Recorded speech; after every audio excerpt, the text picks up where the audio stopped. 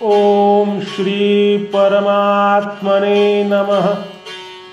योगाचे ते भाग्य क्षमा आधी दमा इंद्रिये, अवघी भाग्ये येती घरा देव सोय राजालिया।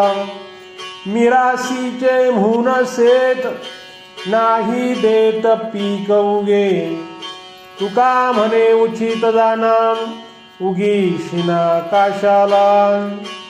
तुकाराम महाराज साधनेबद्दल म्हणतात, क्षमाशीलता हे योगाचे भाग्यशाली लक्षण आहे, पण ते प्राप्त होण्याकरिता आधी इंद्रियांचे दमन करावे लागते।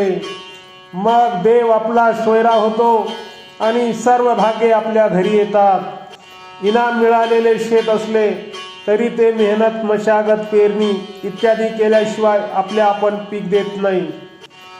देह, मन इत्यादी सामग्री जरी आयती मिळालेली असली तरी योगाभ्यास केल्याशिवाय मुक्ती मिळत नाही।